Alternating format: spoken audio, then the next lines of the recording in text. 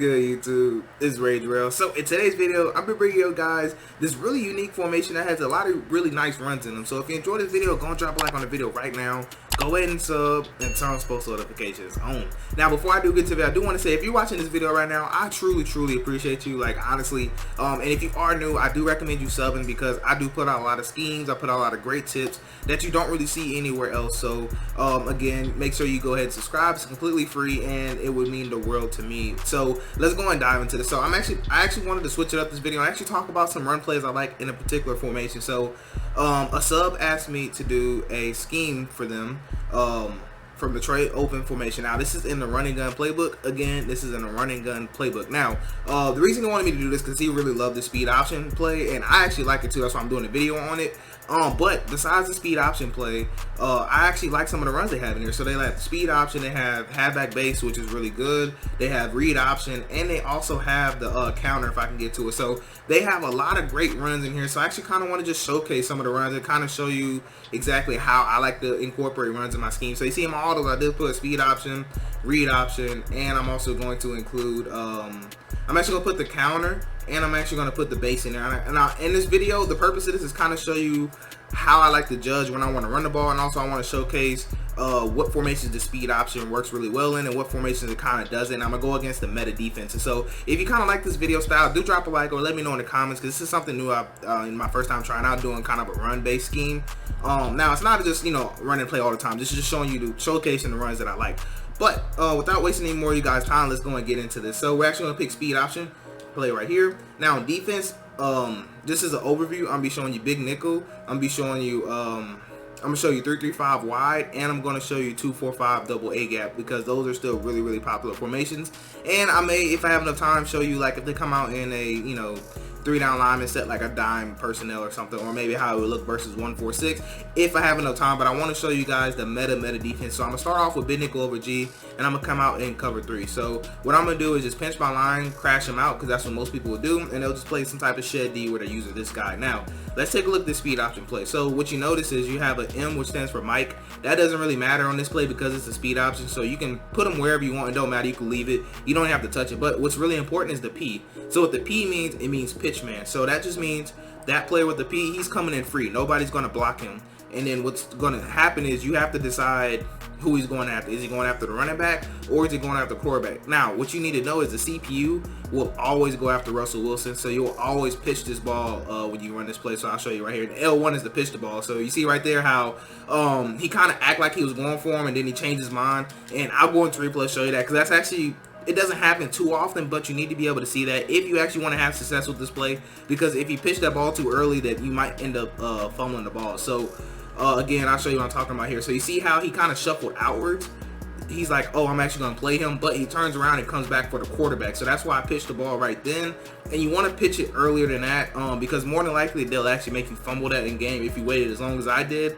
But there are some cases where they actually don't do that. But you can tell this is actually a really good play. So I'll show you against cover 3 again, then I'll show you against like some other cover shells what it looks like, because it all depends on what cover shell they're playing with how good it works. So let's see if we can do it again. So you see right here how he kind of shuffles and then he acts like he's going to play it, but he doesn't. And then look at, I mean, you can't ask for a better run play than that. And then the user is not going to be able to really get there more than likely. But it all just depends on what you're doing with your scheme. So again, I actually want to show you against like a man style look, right? So let's say they're in man coverage. Then now you see our pitch man changed. So now it's going to be that end. So nobody's going to block that end. And now we're going to pitch the ball right there. And now if the user does not fly out there and guard that, then you'll have a touchdown every single time. So let's just pretend like the user, let's say they call man coverage, right? What I would do, if they call man coverage and you know they're using that linebacker by the running back, right? So what I would personally do, I wouldn't run this play. So why? Because he's going to take his man, and hopefully I got 2 hands on my controller, so let me see if I can show you this here. So what they're going to do, they're going to say, oh, okay, cool, and then they're going to go play that themselves, right? So we don't want that. But also you can tell right there is that a lot of times the user can get blocked too. So if they don't know how to go around somebody to get, if they don't know how to go around the lineman, then yes, they can get blocked. So I'll show you that here again, because you notice I was actually user controlling this guy right here. So what you notice is that the lineman targets you, and the reason that is because we're leaving this guy unblocked, right? So that's why this kind of is a good play. But the reason I said you have to be careful, because if they go around this lineman, like take a YY angle and come back, sometimes they can actually hit stick him. But most users are not going to know that. So if you call this play over and over again, then yes, that will happen. But if you actually take your time and mix up, so like instead of call, maybe you call this one play then call read option next, it'll be really beneficial. Now if they're using somebody like a safety, then you'll really be able to eat, because then as soon as you catch the ball, it'll be a one-on-one, and normally you can make somebody miss in a one-on-one scenario, and then more than likely you'll be to the house. So that's why I said I really love this, and I'll show you again what it looks like versus zone. Remember I have two controls I couldn't think for a second. So you see right here, boom, here we are, and let's see if I can do this right here. Okay, hold on, so I gotta put this one down. All right, boom, we're good. So see, you come around here, and then you'll take the pitch man. So like I said, there's some times where you run it and it won't look as clean. That's only if they're using the linebacker to the running back side. Now, if they're using the linebacker to the running back side, what I personally like to do, I like to run base. So if you notice that they're using this guy, maybe they're moving around like this or something, then go ahead and run base. Now, if they, let's go in base line to get him back in there. So let's say that they're running, like this, right? And they're using this guy, you see him moving right here. If they're on this side, then that's when I like to run speed option, because we're running it away from the user, right? So that's why I said this play is just really good in that aspect. If right there you could tell, they're always going to go after the quarterback. No matter what, they always go after the quarterback. That's why I'm always looking to pitch the ball when I run this play. So again, what you're looking for when you run this type of plays is where's the user. If the user is on the running back side, do not run speed option unless they're in man coverage. Then you can run speed option. Now if the user is anywhere else over here, even on this guy right here, then I will still run it, because if he's using this guy, then he becomes our pitchman that we're reading, right? You see? Oh no, actually not this one. So it's still pitchman, it's still down low. But that's kind of how I like to judge this. Now I actually want to show you guys against other defensive formations, and don't worry, I want to go over the read option, tell you when I like to run that and everything. I just want you to understand the speed option. So let's start off with the meta defense like Mike Blitz 3 right here. So let's go back to, and again the formation is not spread. If I get to it, it is Trey open right here, and then let's go back to speed option right here. So again, with formation like 3-3-5 wide, most people are just going to slant their line, just like this, and then they may zone out. Let's say that, okay, let's just say they zone out everybody and play the little Mabel covers that people play, just like this. Most people might slide their line this way. It just depends. So most people will be just like this, right? So with this play, you're going to notice is that that's our pitch man, right? So you see with this play, he backs up, and now I can go and pitch the ball. So whenever they play like a double Mabel type of coverage like that, that's gonna honestly be really beneficial to us. So it's actually a really great counter to playing that style of coverage on defense, because they just won't be able to play it. So that's kind of what made me want to do this video, because you'll get this coverage shell all the time where they play just something like this. And I'll show you what it looks like if they do run a man style coverage. So you see right here, double Mabel. Most people love to play this and just use it right here, right? So again, I'll show you that, because the first thing they're going to do is back up, and when they back up, that's perfect for us. And then just look at how those blocks align. So like this play, honestly, it's really slept on. So let me show you what it looks like against man coverage as well. So let's go to Mike Blitz 0, right? So most people probably still slide their line, they'll probably press, they'll probably crash out just so they can actually user blitz just like this in the gap. And let me show you how this will look right here. So what you notice now is that the cornerback is going to be the free man. We'll see how true that is. Yep. So you see right there, the cornerback comes down, we pitch the ball out, and normally you'll be off to the races. Normally they're not going to give you that kind of BS animation. It just seems like it works that way in practice mode. So anytime they run like a Mike Blitz or anything like that, you can actually look and see, because think about it. So now we know that our pitch man is the cornerback. So anytime the pitch man is the cornerback, that should tell us that what they're man blitzing. So you can kind of use this to kind of judge what defense they're in. So that's why I said like this play is honestly really good in that aspect. So you see right here, we can pitch the ball, and like I said, you see that little animation they give. Most of the time they don't do that. Most of the time it's going to be a little cleaner, but either way you could tell just nobody is out there. So again, you see right here, our pitch man, we are in cover 3. Let's say they just run it normal, right? I know you probably think it real if they run it normal. And then look, so our pitch man is right here. Now let's say they audible to man coverage, right? So let's say the audible, boom, like this, right? They're in man.